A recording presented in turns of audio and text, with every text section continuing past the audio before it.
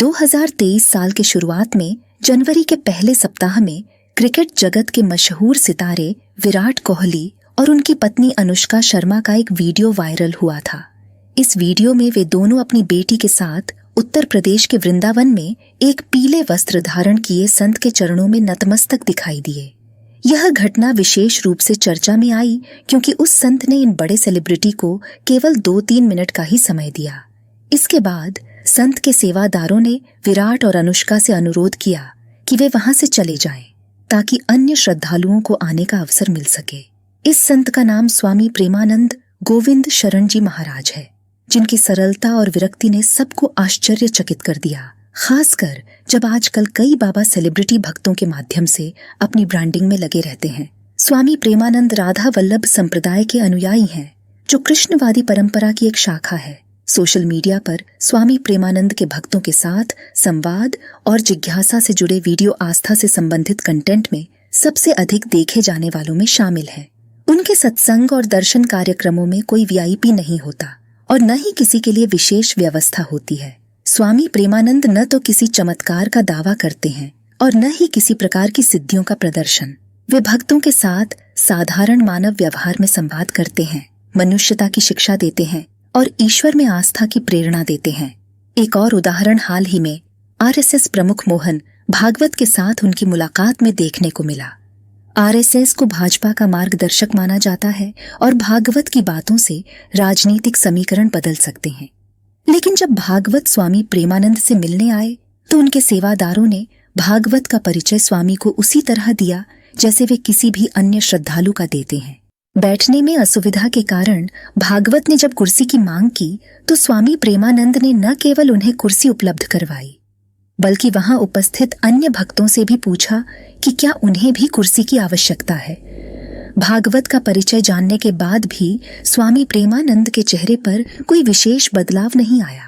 वे उतनी ही सरलता और निष्पक्षता के साथ संवाद करते रहे जैसे वे किसी अन्य श्रद्धालु के साथ करते हैं।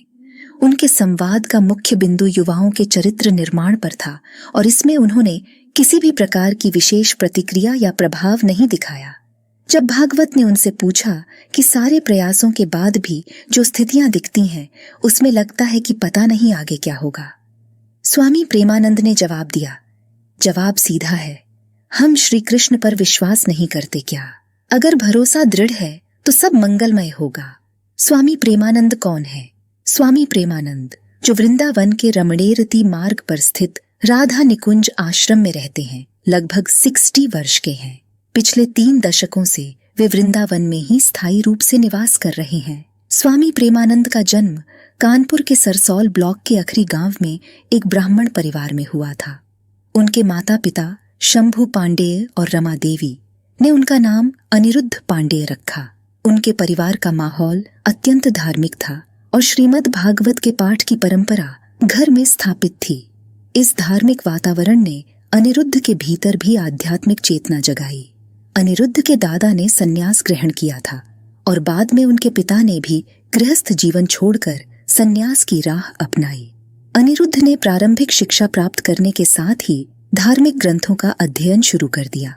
जब वे भौतिक जीवन से संतुष्ट नहीं हुए तो उन्होंने आध्यात्मिकता में इसके उत्तर तलाशने की कोशिश की। अंततः 13 वर्ष की उम्र में ईश्वर की सच्चाई और अपनी जिज्ञासाओं का समाधान खोजने के लिए उन्होंने घर छोड़ दिया। स्वामी प्रेमानंद के आध्यात्मिक सफर की शुरुआत वाराणसी और हरिद्वार में गंगा के तट पर हुई, जहां उन्होंने ध्यान और साधना में मन लगाया। ब्रह्मचर्य की दीक्षा लेकर अनिरुद्ध पांडेय से आनंद स्वरूप ब्रह्मचारी बने। कुछ वर्षों बाद संन्यास ग्रहण करने के पश्चात उनका नाम स्वामी आनंदाश्रम हो गया। शिव उपासना में लीन स्वामी आनंद ने भौतिक सुख सुविधाओं से दूरी बना ली और केवल जीवन की न्यूनतम आवश्यकताओं पर ध्यान केंद्रित किया।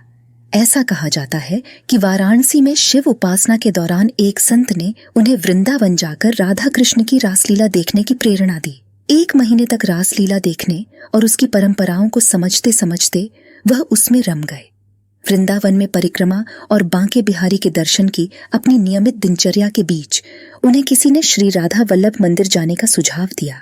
वहां नियमित दर्शन के दौरान मंदिर के पुजारी मोहित मराल गोस्वामी ने उनका ध्यान आकर्षित किया और उन्हें श्री हरिवंश के नाम का जाप करने की सलाह दी।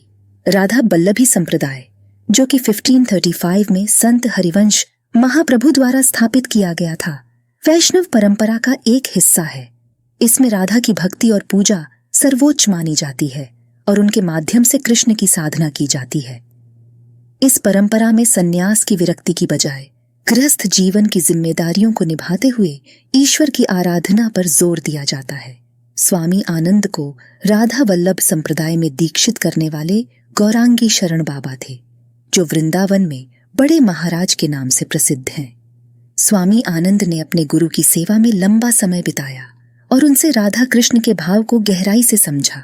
इसी प्रक्रिया में स्वामी आनंद स्वामी प्रेमानंद गोविंद शरण जी महाराज के रूप में प्रतिष्ठित हो गए।